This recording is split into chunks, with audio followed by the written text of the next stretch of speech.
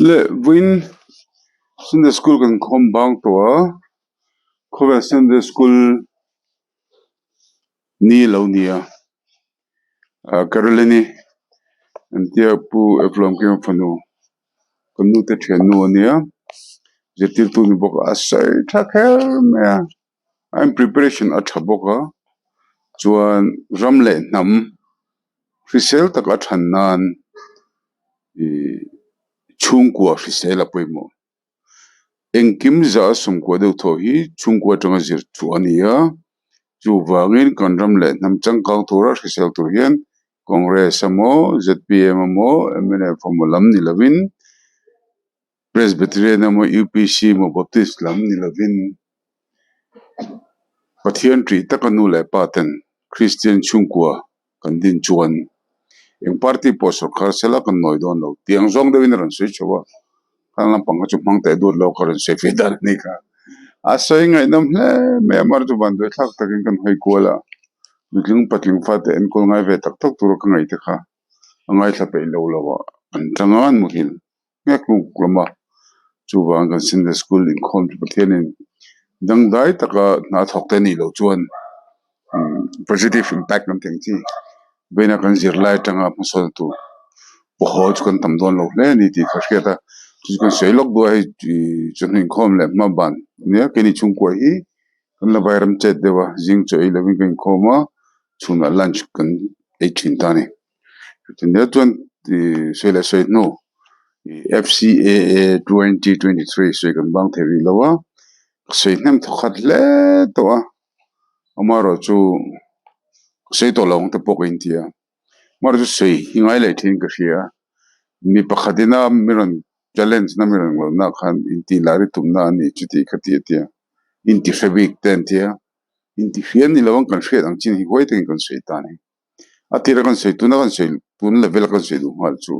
mizo te hi kan chang kan thelo ne le kan hoisen thelo chu kan thil khia kan chiang lo ni engineer kan ni ya puitling pa ngai kan ni ya mo ngai dan nei ve to ni chuan ngai dan fel tak nei turin kan isu kha kan thil tharlo thang thil ngai to kha inge ani what is that issue what is the problem inge why is this a problem what is a problem ni how it is a problem what a huai le a ho kha kan theng tok tok in kan ngai thatu ra kan ngai to tur nia tun lai pe chonin zirna internet atangin zir nam thailu tu kura pha ka tu ko kan zir pe lawa enga mo ho mei enin kan te manzana ni pakharin ka pu chu chu khwe nga omang hi hing tin nga ti o internet na phang thiama YouTube te en thiama Google pe mila amo AI zo pe mila don ta ketin tin khop chu kan handset kan internet connectivity nei kan ku hu ma hian mi zai le film thu en na na mo engamo blue film te na na mo thil thalo le entertaining mid drop na remote ena manna turani lo khmi ba ka khan manna tu tam tako mani ti kha kan seidua kan information technology achang kan to ai kan shet na lama kan tu halna achang khang lo ni pa se 14 chu tu te po kan ngai to na phak bak in anun thei lo pathia chu vain mi zo te kan ngai to na la chang kan tok lo a progressive mind mo positive progressive passionate kan ti mason chak na kan nei lo ba hen kan buai khet na lama big takin sum le pai mu na ko ate in sak ko ate motor thar nei lama te chon kan kan tlan be na sala to ane pokan ni mase a fin na tak tak a power knowledge is power antia a power tak tak lam kan lut pe pak lo ni ti kan sui do din tun bin ni kan sui le kham na pakha chum tun thang ka sui hen FCA chung chang ka sui hen ka them dan ang ka sui me inge chai ngai kan ti best mo til best kan ni thina yani tuna point hey 7 schedule enge ti te antinan T71G ti te chuan memorandum of understanding enge ti te chuan FCA chunge ni ti te kha kam zir le lok na tun hi atop na berata ang kan ti lai deu masing kan thelawa ke chuan ram hi kam mangaya ti lara mo sheber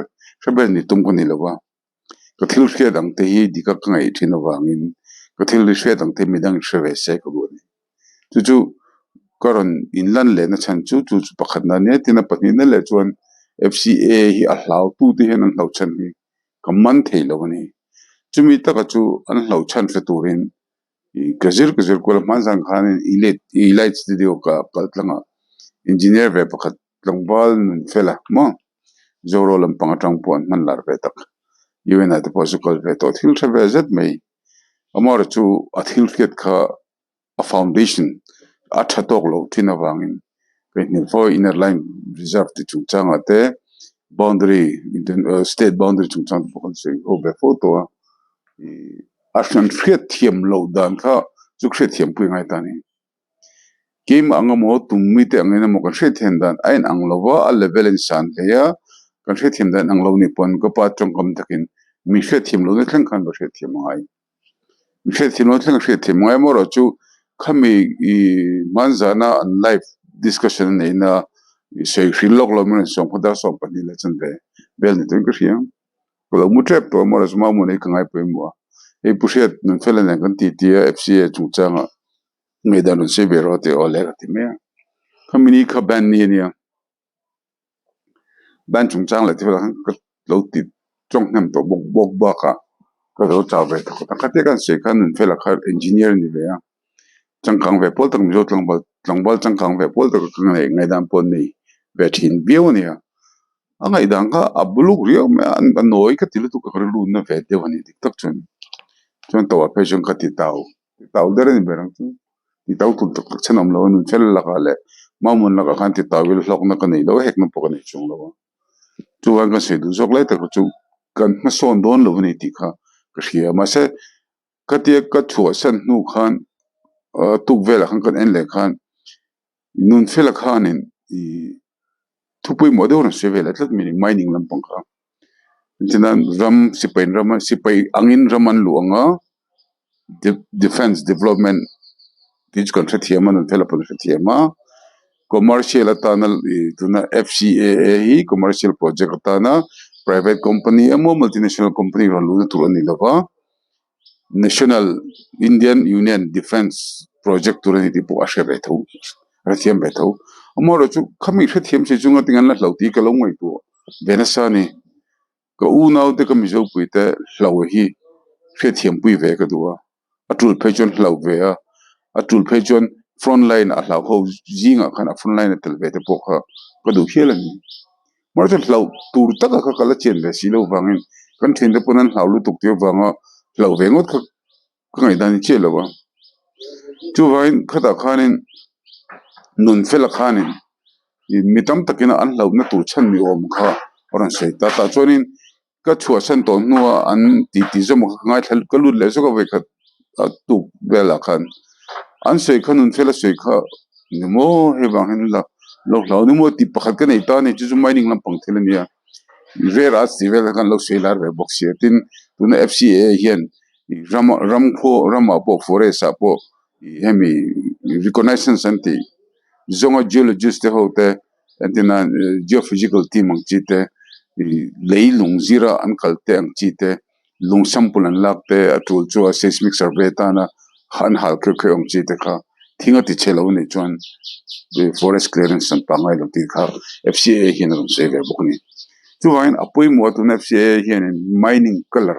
mo mining rong kai ne se me ma klai ta khan kangai to khan nun fela khan se choda na khan Assam Rifle te defense colony te polom ta sela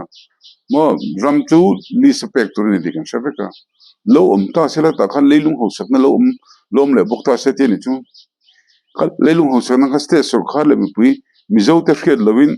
sipai ho khan in phu an lai chu nga train to train am phur thadenga ati ta ni okay chu wangin leilung ho sakna hi state khet pui na lovina mo state thu lovin an lai thailo an produce thailo ti khash kan la khelo ni nun fela pona khelo wa fred na turma kom big lowa mining lampang han line bol phelo wa chu angin nun fela ngai to na changkang ta chang khanin mitamber point khalam pang khan lo hlo na ni don hi ti ngai to na khani ta ni chuan khalai portion hote se fel pa khan he tu na FCA ti vela sam kharan se chole lo kotuma chuan nun fela sei kha ka play bokanga chun khemin paper ho kan run upload ta chuanin kan han ti chawanga kan sei du lai taka chu ke chu ka china kan sei zo kan hlau amo hlau lo mo don hian ka zir chiang ve thini khami citizenship amendment bill kan ti CAB CAA achangta ang chi de pokha an hlau em lai khan sangni som pakwa MP than lai vel khania kada han ke ma che kha MP thang candidate jing hlau lo ko ni ta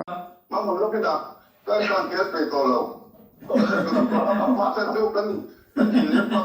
kan kum ka da mo lo sim de kada kan mo kan ka pe to lo ma ra pe chuan ma mun lo kan nei pe chuan thang lo chu ma hi aron cho sa man o ma ki ngo an yem cái gì nó chiếm của đến anh 40 to 50 years am I bây giờ ông gì cái chiếc là khác anh cái chiếc là khác mình phải là cái đầu là chúng nó là không được con cho nên cái lấy cái bắt đầu vào rằng cái điều rất tốt một cái vì nào đó sự kiện tốt tốt cả in vì nào nó sẽ chiếm được qua cái engineer những cái gì á cái điều này mình sẽ dùng rồi phải cho nên như thế nào đó quan trọng kia rồi á tôi sẽ làm được rồi sẽ được họ có phần lâu đầu mà cái thứ chủ đó mình sẽ tìm mua mình phải tìm mà mình chuyện đồng con cái đó không phải nó ngô các cái môn này thì đang dùng là đâu cũng không lo này ole cho nó puri là mình chua santa cái gì bữa ya kalau ngay thay xuân cho mình cho nên chuyện sấy về mang lê này này chuyện biết cần nha anh ấy làm mà cho nên em mà tôi làmตัวcái ngay à và rồi chú anh ấy đây người lưu tục mấy thế mà xe India là trong khai lên thiên chiang tắc anh hiện về thầy thấu vào khan rồi khát trong in cái này xe pro tu ya đối với là thế anh yêu cho là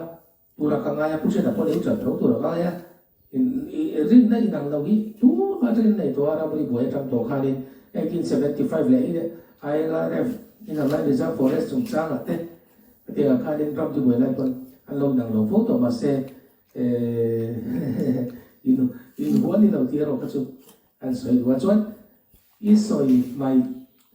I soi du siam chuan ne soi la chu kan to na yang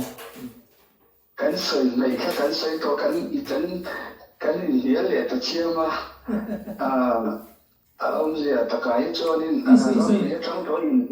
ram ria trong đó in debate chả chỉ là cái gì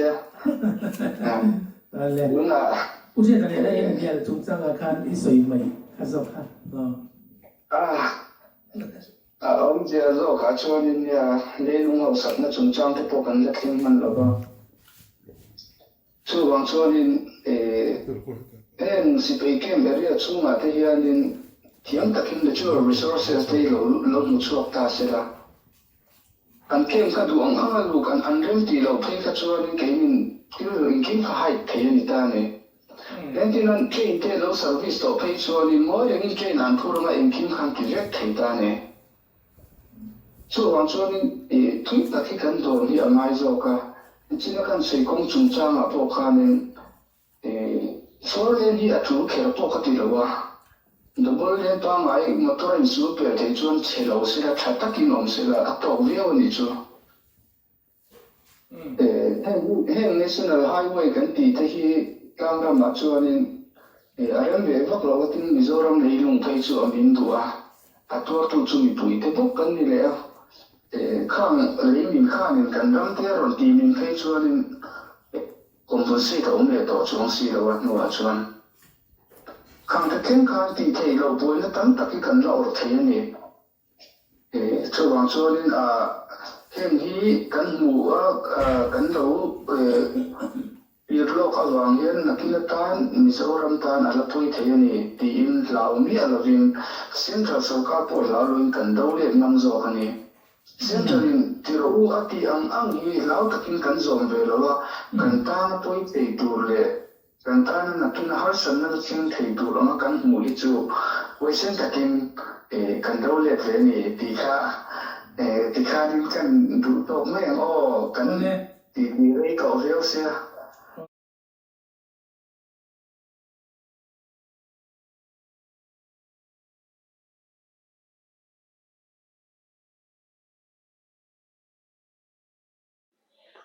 le amalama ko se tong khan kha I introduction wina karan lan chan le te le chan te chuan nun fela le mamuna na an soizom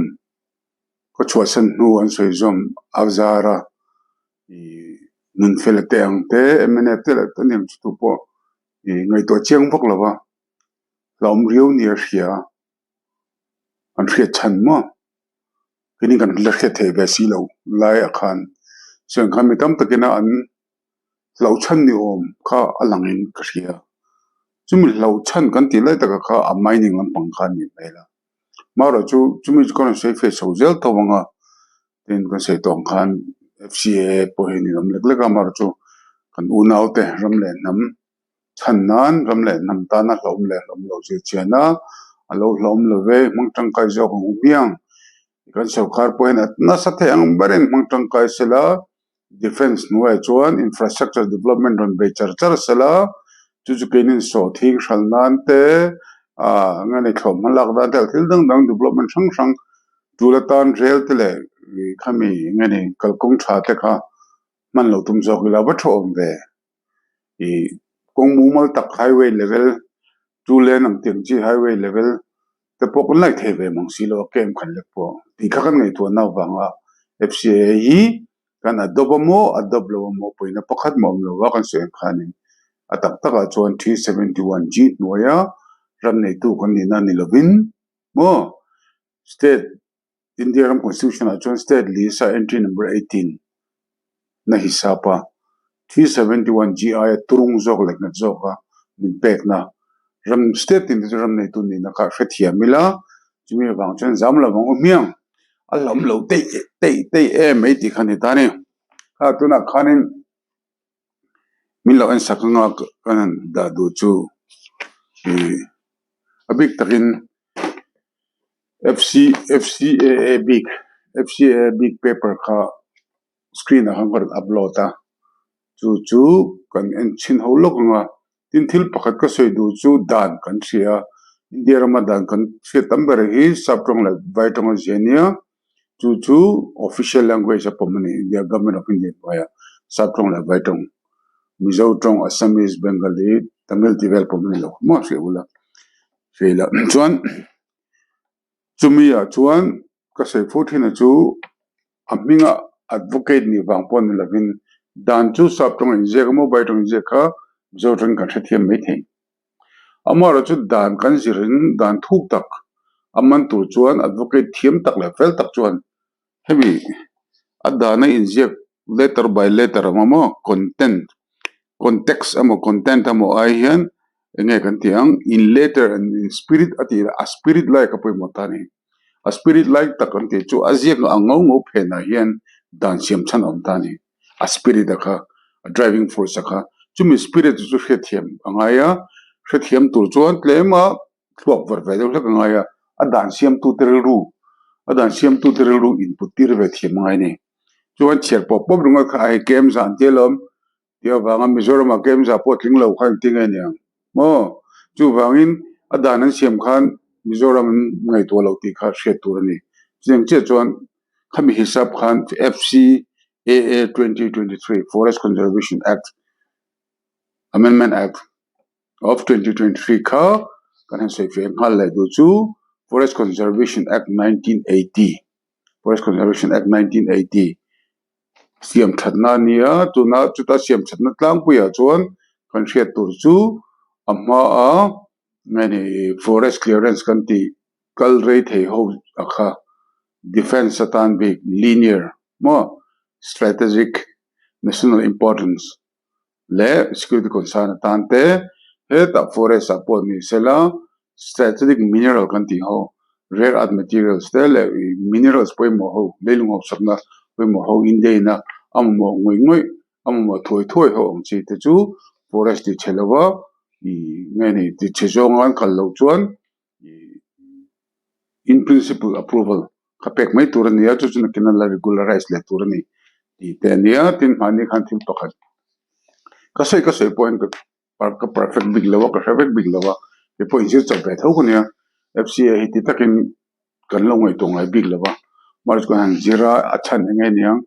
what is FCAA, what is FCA, what is FCAA 2023. You can just so why it is like this, why it should be amended, when amend it,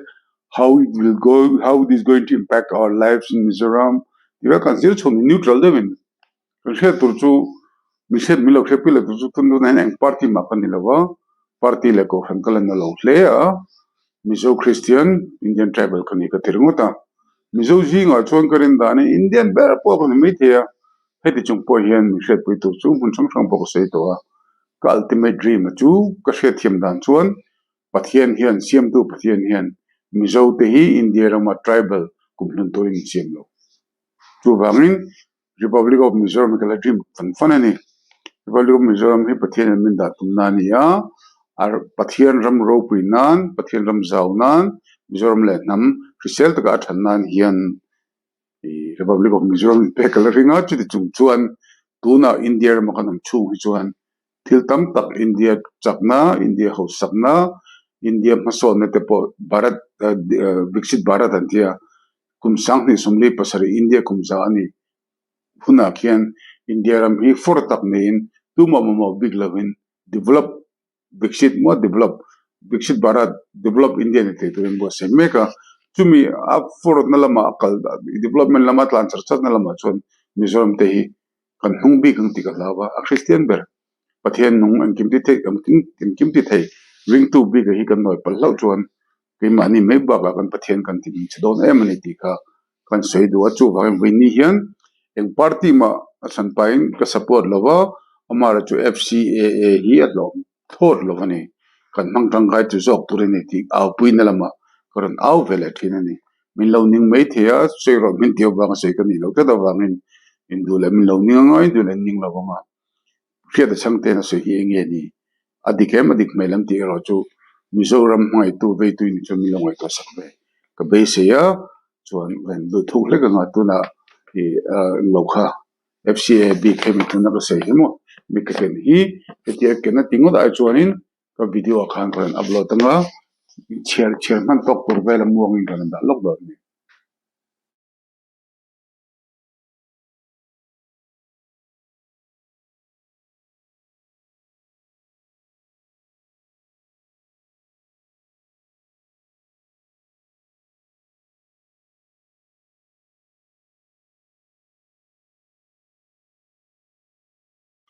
le kan se zoi to khan FCAA Forest Conservation Amendment Act 2023 hi a parent act kan ti chu 1980 an pass Forest Conservation Act ni tani 1980 FCA na tum chu forest conservation kan ti ka apinga po conservation ania conservation chu mi tam tak ti changkang tak tak puna kan man lo chu conservation kan ti hi prevention protection anilo forest khoilo khim akok lawa conservation of forest conservation act conservation ina tum chu optimum use je chu kan forest kha kan lo ti chedon ni pon ti chetlem the ang berin kan tenga chumi nuwa forest ti pung le zong turin rehabilitation reclamation afforestation kan ni da po kan goi pui turin ti lampang forest sim khim kha ti tlem zel lawa ti pun dan omin an ngai ni chu wangin industry emo engam project kan lo ti don ni pon forest kan conserve fanga natural forest bi ka atam theng ber ngani atlem theng berin kan ti chianga mora chutam theng ber forest kan siam leang compensatory afforestation thing chi ka omle tani intenan mining a chuan thing pakhat iki khan thing pani phun le tu chuan afforestation kan ti forest kan ti cheda wanga kan forest mena tu kham jor phechung kham chang chelai tengate tam tak anei thiam uluk da ka than chuan afforestation kha changkang dewin amma a forest hetia ding ve thup sunga sitle lavin ei thei chi theile thing mo commercial trees ting chi depo kan siam thenga tang chuan kumtin income nei turin mila thei jok tele khlai ram bor vela mo de khanin income nei thei turin forest kha venya forest kha forest changkang zo ga le turani chu forest conservation act in atum chuni joint forest conservation kan ti yen eng wangma forest khoi chet lo tur ti na ni lo atulan ni chungan khoi chenga mora chu amma ai forest ro pujol thajo konsim do ne tinani chu wangi mitam takena forest ti chet lampang dar hrim amo kan ti ni lawa forest conservation chuan forest atlem thengber ti cheta atam thengber forest ti punani mo conserve tum ju ren chem tini chu protection ren chem ni tani chuan kan sele du 1976 sangas go sum sere prokma kha chuan forest hi forest kan ti subject hi state subject ni tani amor chu India ma forest kan ngai pui mo hlei dan khale development ngani industrial development and chakhle emo bang khan state tam taka chon forest ka athime ka anthe pop afforestation a chakle silawa chuan state chen khadan ten Mizoram ma chuan te Arunachal the north east big hemi ngani rainforest kan ti angchi forest changdu amale ma polo zung angchi mo mi chen khaden fiam tuwa an sing Mizoram ma chuan forest department amongai lo ngani amale mar forest ngal top chuan forest ho hianin forest ti pung lo mo conserve lovin anti chema zo kani ti te po film thin no mani mo chu bangin bentina Mizoram state da chuan tunanga hemi FCA kesa forest an define nu hemi ngani kan tiang reserve forest ni kherlo protected forest ni kherlo po forest simhim eng forest apo village forest amo social forestry amo eng po kan chervek phei kha chuan Mizoram ai hian ram 21,000 singni sangkhat somret pasari square kilometer ai hian za somret pangavel do tho forest kamna nei ni asa momlo Mizoram sap chuan mara chu Mizoram ngo kha forest kai hung tak tak theilowa chu bangin kan thenum state te kan chevela te forest atlak nim chung khan aron effect environment pumpu ekran effect vela tho ta thini ni chu bangin atho thapol ni maila kan ram te ema India ram mai tuin mo chu le te chu kan sei dunia chuan forest conservation kadi forest subject ka sei tong khan 1976 Marchon state ania mara chu forest kan conserve dan forest kan protect dan kha ai chen lo bang la kan ngai pui mo dan an lo bang te industrialization level kha speed level kha anan nam lo bangin India ram pum pui kha global warming in aran khoi chobe mek tho bang khanin khonge forest two state ko da dangur lewin union sarkar central sarkar da beteng titani da beteng timela concurrently sa central sarkar in soithi ani ben turin state thua Maharashtra mo Assam mo khang ho thu top kha ni big lo turin tita chu van sang sport sam sre le par nu a chuan forest kha kan sei lo kha seven schedule da hian forest to state le central sarkar in dan ang sin siam trom thei concurrent list and data ni 7th schedule to the Constitution of India concurrent list and data ni concurrent list hian entry number 17A forest mo hai 17A data ni 17A kha forest chu vain forest hian ko forest concurrent list awam to wangin 17A concurrent list ka forest ne wangin state sarkar le central sarkar in dan siam bebe theya ma sengin process kha parliament in apum vete lo ngai vele Mizoram ponsem se Assam ponsem se mo so alan danen concurrent list nu hian soi turting chon omai the ka shilawa amaro chu dan tamber chu state changaron chok ne lewin parliament changaron chok ne state in an lo pompui ve ngai thin ni mo mun thum thena mun ni state nan pom chon okay pom lo te pom ve ma sela pom ngai ni te po om khamo chu wangin concurrent list forest state list rang khan forest concurrent list an ratani ti country da poemu an da chan to kon sei to ni mo chuan thil sen khan dan chiar thiam tu la thiam thuk tur chuan dan words between the two lines anti a letter me main ni lo a spirit da khaman thiam ai ta nei chu sab tong thiam awang ti ngo theilawa te kan tingot seng lo ngan chiar lo kong o lo ngai thalo kong o Ministry of Law and Justice Legislative Department siamania hey the Forest Conservation Amendment Act FCAA 2023 ania 2023 akan act number 15 ani 4th August nili sangni samni pathuma siam chakhani chu enge achan anti jon an act further to amend the Forest Conservation Act 1980 FCAA 2023 kha Forest Conservation Act 1980 anmamolai siam thaturin amen turin yeni toite ani hi ka sangkhan hei phekthum error chawnia ma se ta he poi model de on sim tharo mani sei detail lawanga section mania khan kan se ka le lok heti life kan ile kan pa pakhatin section 1a ka lo en chin te tia section entim ton he section FCAA section 1 a am lo ni section 1 te ta ni ma se khapa khan inti khedawa aron sei guluk lo sei pulawa chu purhet 1a khan lo mi poi mo aron tia 1A ni lawa 4 1A ti turitani section 4 1A section 4 1A chun ngai jek section 4 1A chuan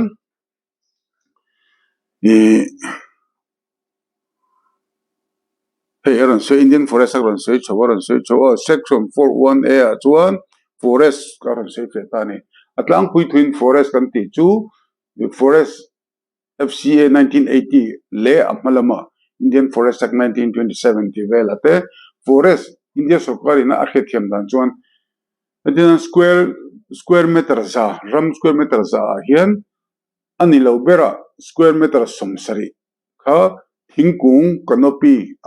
thingkung khana khu turani chu forest ani tita ma se tun FCA hi chuan forest kha arun sei zau ta ni forest aron sei zau na chan khachu kan sei zau ko sei tong khanin state forest samo district forest samo OMF forest samo village council forest ma poni se forest a chervek lo tani chu wangin forest ati kha atam te mema heti lai kan sei du chu I mizo ten kan hret tur kan hret mang lo kan ngai to ngai lo chu helaya baireng te atanga hami aizol ran chau sairang ran chau highway 4 lane to po kan boin em chan kha atak taka chuan Mizoram khumi nge kan ti reng te kon atanga thang lampang kolaship district do zongte ma mi district chen khate hi inner line reserve forest dim inner line reserve forest 1885 meka pacheng che to lokha I inner line reserve forest ILRF nia ILRF akan non forest activity tin khopui te kan dina kong te kan laia kan la mol lai dan kan hre lo lai nia India pon tu nang tak hian north east la big trim zone te milaron nim nai lo ni ra khat en liam me lai khanita tuna chung kan din mun defense lama Indo na lama long don sa China le Bangladesh ti te Bangladesh a USA rin chopa Burma chukun sia China in Colombia ania khamikara khochakla international dongai foreign countries mo Burma le Bangladesh kan inkara kan mo bangkan yemi defense development or infrastructure le strategic importance kan location ka strategic importance kan de ni tika kan sei lo kani chung chuan to sen khan forest aron punct luta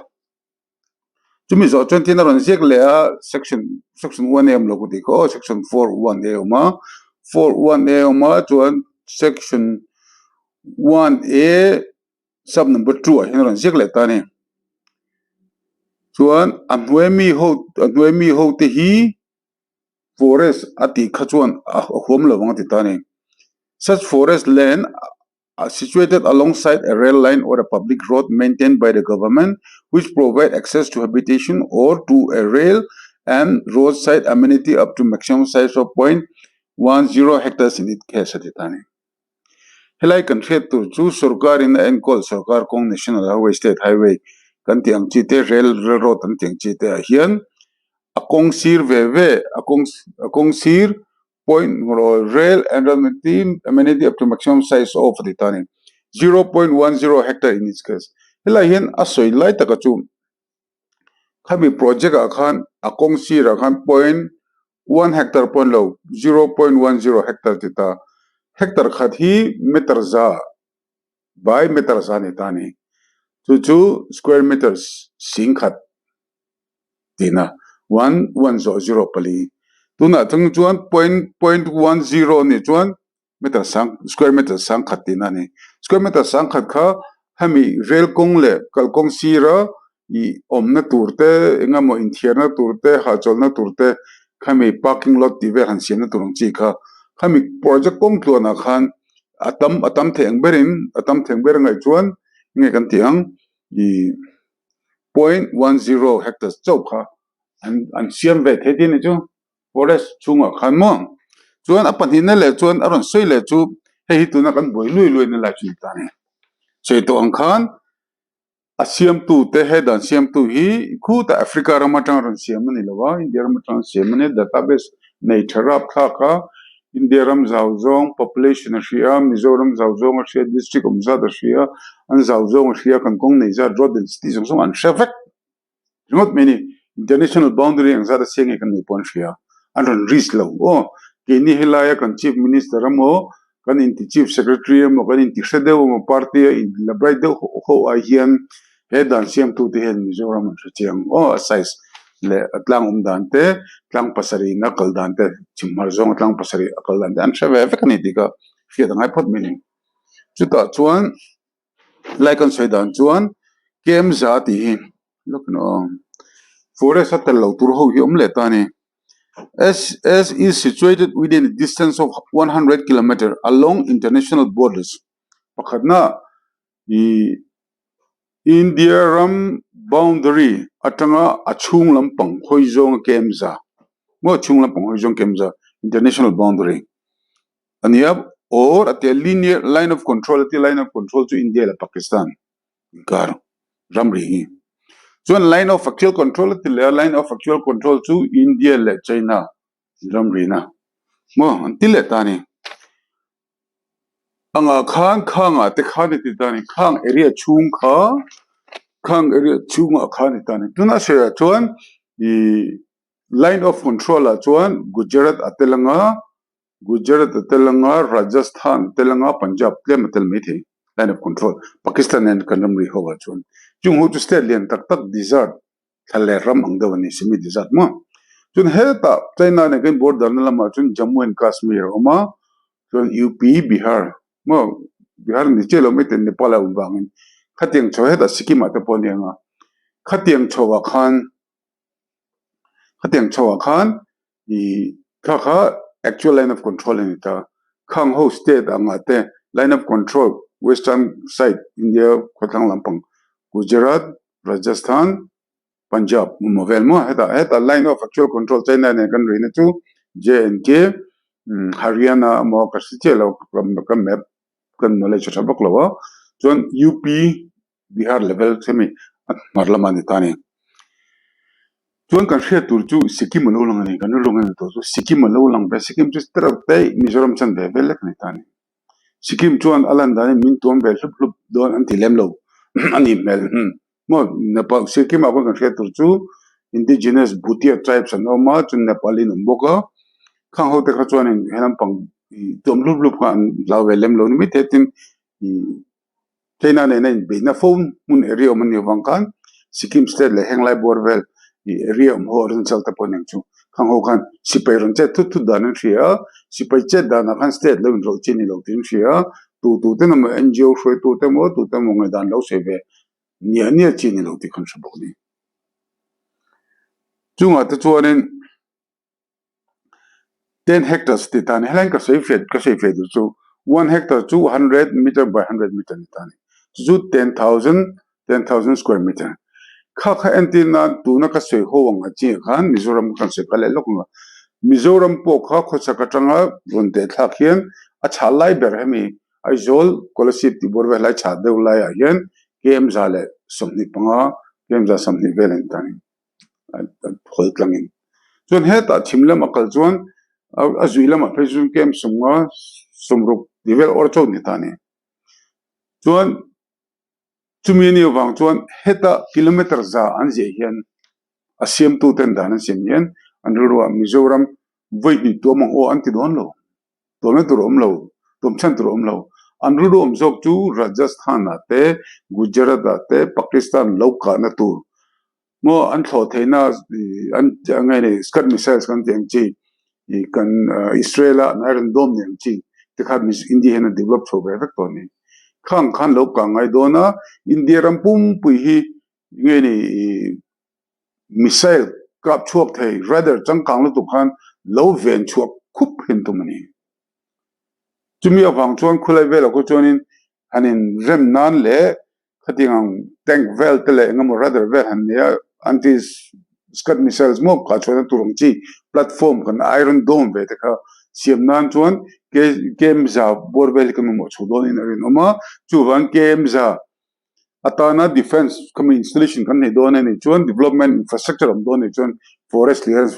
tin low rak ve vak si on tin ni in forest te in le te in sangadil te in thingkung ti ta chuan India ram defense hi pe mo zo ka chup chap ro mo tuna longoi ro kan khia nang ni in India ram kan mai zo de le tlang tang anti many kami ru khan pochu vain Mizoram hi tuam lup turong kan nai khan ni lawa kami 100 kilometers sa khan Mizoram biga chun ke em so ma to kang mo Sikkim a chun ke em thuma to kang ti kha jir khan de ngai lovin ke em za po ti sela tamzong an jega ke em za kan mo don an ti na anilo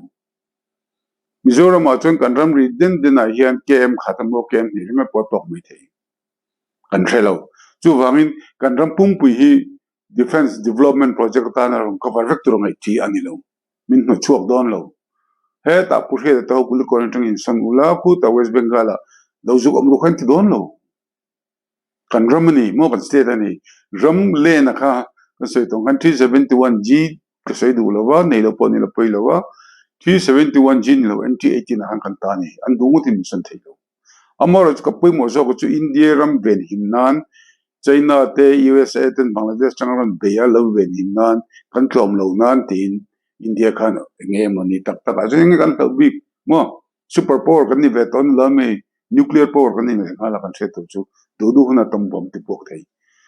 du huna tam bom ti pok thei ram kan ni an thebe kar ni mo chu ani ta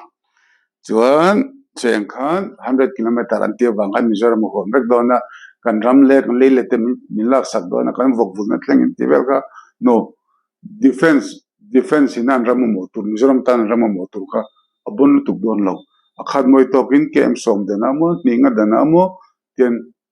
rather ta kan phun phei ve me thei ka thiam che lo ko pon chuan missile ka chhon to pon ne mi thei in emergency heliport kan thing chi te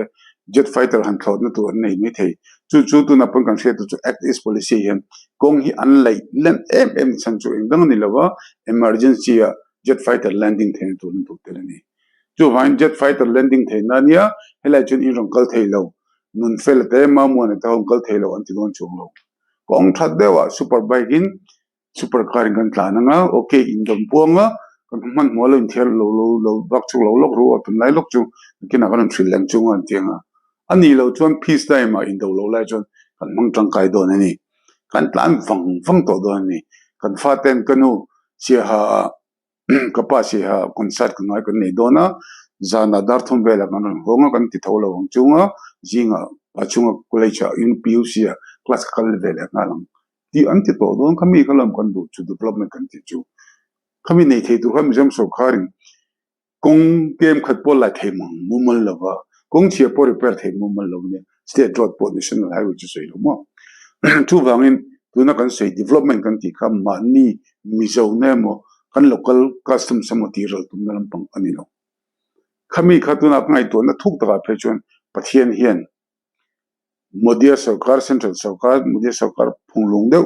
for deu tuma lo tuma chung en big lo ho to kha amanga kan rama hian infrastructure aran dinanga chu na kina Republic of Mizoram tan kan din huna pokon na mong tangkai be zok don ani chu India sarkar Modi an noi min kon eng man thiam lo pathian in amang pathian chon adu du mang thei chu kan ram len ham develop nan chon pathian in Modi sarkar hi FCAA mangin khang development karon ti tir pop se o ti ka ngai to ni ka phur rap thak ka de chu phur tak ni chuan eng kan sei le tum no ka ne kan sei nem tamal mal viu me a hre thiam du tan chuan hre thiam thei to a hlom lo ni ti hre du tan pon a chiang thokhat to a mineral zongin ain ruk sak thei lo state phalna tel lawin a zon rungut po phal lo nia tuna khan ron ti ang ma sar tuna hang sa se chu recognize sensitivity seismic survey ting to bel khanita ma pe chen thei lo to chen lo thei ta po ni sela nun felana aril helang chi alo lo thonang chi mani military cantonment mo sipai home na mo atang khar enga mo hlu ni sela rukin na chok theng ting edan oma kha atheilo dikan sei to mineral concession rules 1960 a chuan state sarkar kha mining permit mo mining lease mo petuni chu wangin anti theilo tuna bang se fortin na ONGC na oil anjun na khutren khada khan gas on venin an se mitam takan resort hina ka se chinna chuan lo omta po ni sela tuna an permit company hovina permit ran nei ve oil company hovina permit ran nei ve kho chu exploration license chola ni zon phalna chau an zonga an muan lai chok du ni point mining lease state so karan dil le don chunyang je chun state thu je chu kon se fo irama bc pasa mo periodical pata mo lsc apo lung omo balu lak turom sela ilango theilo geology and mining atangin minor mineral concession rules changni waya permit mo mining lease mo ila kangai chu wangin khamir tanga cheng mm chu leilung house ma simsim hi article 3721g wang ni labin che dang song point entry 18 of state lease 7 schedule changkhan ni tu ni na ni bek ni ti khan se soi non laptop ngai lo tro ngai amara chule eng poni staram le nam kan ve ve a kan mi so puiten febe se kan duwa kan che dang te hi febe se thonin hei information technology chatwa channel a kan upload thea milong thak sakam lo se ho mi lo se jam pui turin kan du choni tin khatuna pokas country MNF chuan an du lo na FCAA 2023 du lo na kha political advantage han nen tuma min thop thae an tiama sa thop tu te khan FCAA 2023 athal lo wanga thop ni lavin total ban thim khan nom kan di ve kan ti to kha mani pu se to kha na thop mani ejona lan na lo nam kan nia chu wangin dakar mirama ram changkang chun dakar khat ringot chorpo mo an hek party na kan ju kan ni lawa chu wan MNF pon khatia an show of strength khamo we support khan so ve ta khan du thina mar chu kha apoi mo lo hemi tuna kan issue FCA te pe chu le lama kan man thiam chuan kon se tong khan kan rama defense ministry no development infrastructure ka omong in rang ma sela tak taka chuan in dong am do lang portrait an lawa kan khe tur chu in do hi ramden ho pe chuan ngam tak tak lo Russian Ukraine runa Israel in Gaza abia tiang bel ani lo India la China in do tak tak bon sela khawel pumpeng hong don chu wan in do ko chu last resort ania in do lo me the ma se in do tur han show of strength han show of well the heta defense installation han bun tur well the kha ram thenom te ti thainang chikhatani be chuan in do tak tak chu tu man du lawa hlok lawa faida lawa chuan kham in do turain bo seina ka kan ram hi Bangladesh le Burma kar om ko ni hlo wangin kan ram om hi afu em wang khan India so kar hianin tun ma China Burma ko tlanga a hlawang tumela a hlaw thonang chi te kha om bok lo khatun chen om to a chiting bokin Bangladesh US Army Japan lutan to khating khan India khan na tak tak jung ka lawi le nem chu so be ulang ni po ngai kan ni big ngai kan ti thing chawe meng ti ngai dan khat ni kan chon Mizoram point kha hemi zoom chim marchak kil zoom lai kan lo poi mo ta ni chu vai helaya kan se tong khan pathian ram god ani theya pathianin kan ram develop nan lo thei lovin man mo taka kan state develop theinan Modia sarkar penglang pungtak congress and BJP thalen san chu BJP chu an Indian ngoi mini an Hindu ngoi an Indian ngoi ya chumi ngai to na chon khobel pungpui an chho en talo thungani chu wangin khang song hi kan plan ani lawa ZNP ZPM plan ani lawa congress plan ani lawa BJP plan pon ani lawa and ngani MNF plan pon ani lawa jungla mina plan ni karing to pila ring ha da mila se photo thinangin ring tu tan lom om lova pathian rin lo chat lom tik ha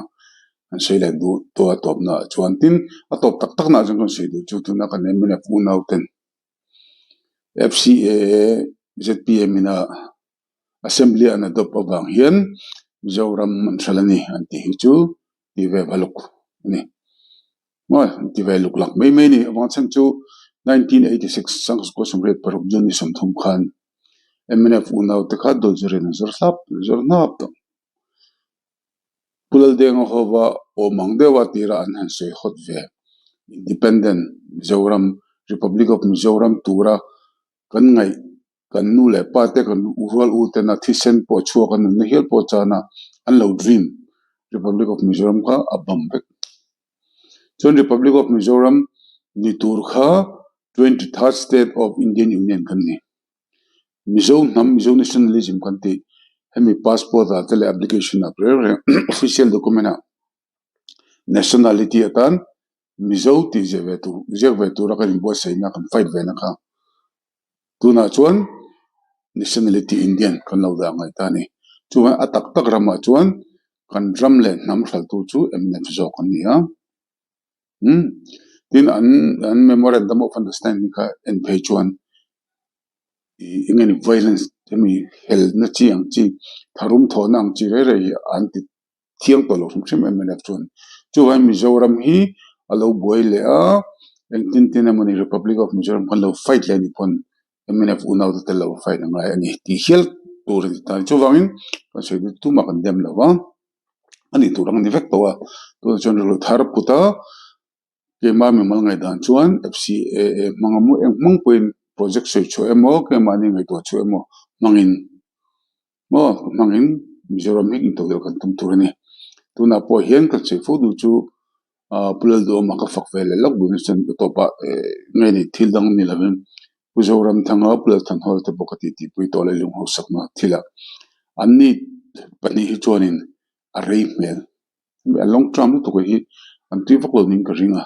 chu wangin ribon che cha kha kumu chung om man don lo chen boi thak thina man tuk jinga pu do man kan dek na kan soya kapu Mizoram ina ba ru na badang pu ko level hi in be thau kringa chu wangin leilung ho sakma manga Mizoram noi som pali noi som panga po thing manglo incha kana turang chi chu om be na langa sin thia chan anilo ko puthang pen khoi interview na mani Bangladesh in lung chang chan mo ti te helai rel kong pha tu lung ang chi quality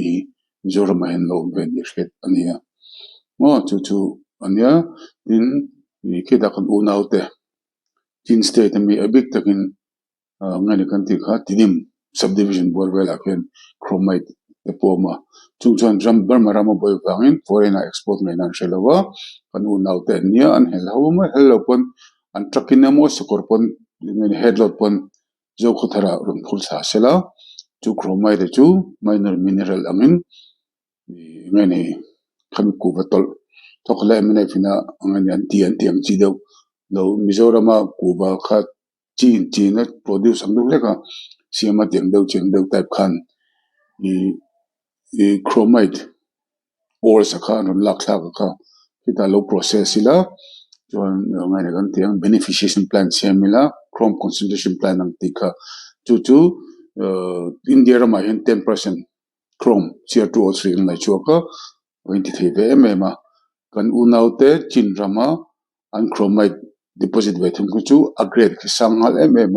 India ma 10% chok ngai chulain Burma rama kan unaute rama ki chuan 40 to 50% Cr2O3 kom halani chuan 70 upgrade ila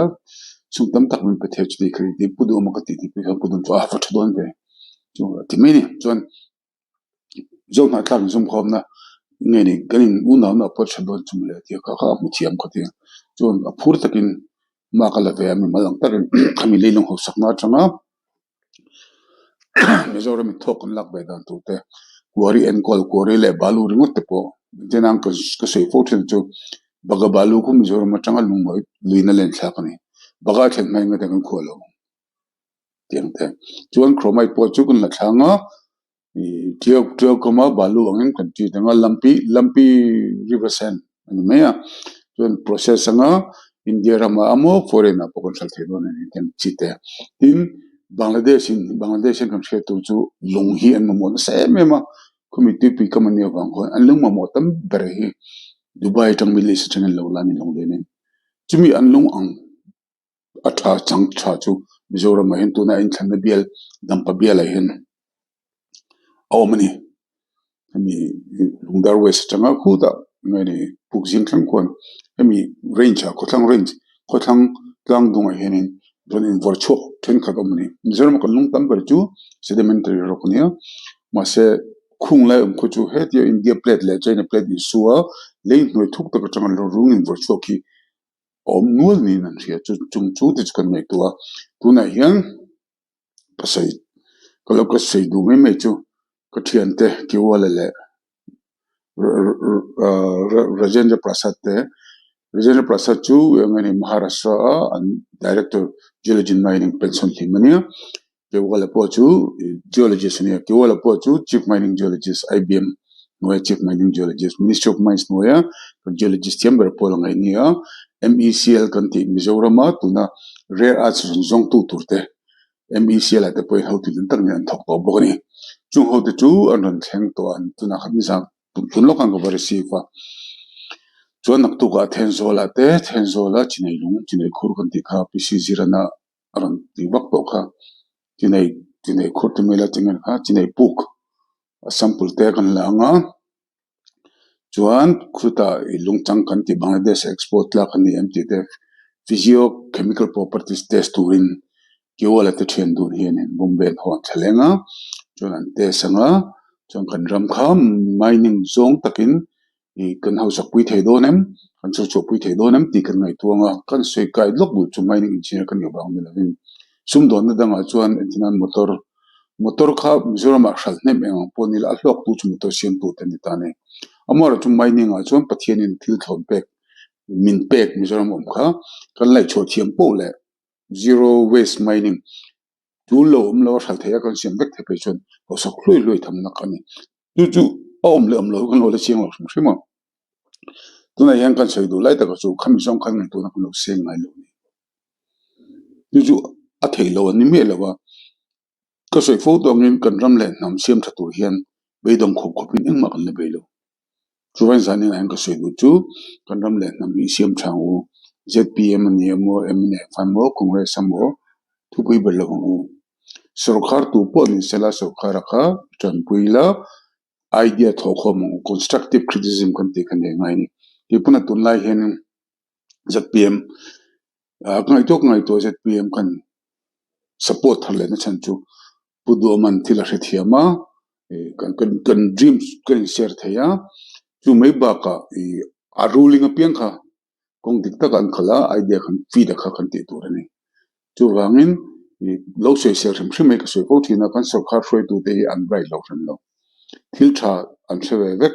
kini te puro the silo te len me tenga kulpon monitoring ga han so sel chem de poi adik la chu mama ra chu restricted tender chadeu mandan online restricted tender kha chadeu mang ani kanti te poi tak ta ga chon kan ram throi tu te hian kan akong mang yan shelo ni lo an sheve le tu maro chu ti dik ram ai ti dik ram an tum chin ba ni chu ta chon nang le ki party a ruilo ko hana ruilo khan kan nam le sim nan kan theng tokin kan lo tho venga ka se fu thina chu ram le nam maya pe chok to yen midang ten min som be se la vila mani ai ngai to lung pu mila ram le nam mai chu se fu thina ni thisena om tu ni chu wangin FCA mangin political awareness kon se tela dampa in thanna po kalve ka chak bia ba amora chu neutrality ka maintain la ong ti la ba kinset di kan ibe mara chu en parte ma kom ka sei du chong la ba dam pa bian me puite panan che tur chu mi kan votin en wang ne kan votang en va kan vol la mong te poi mo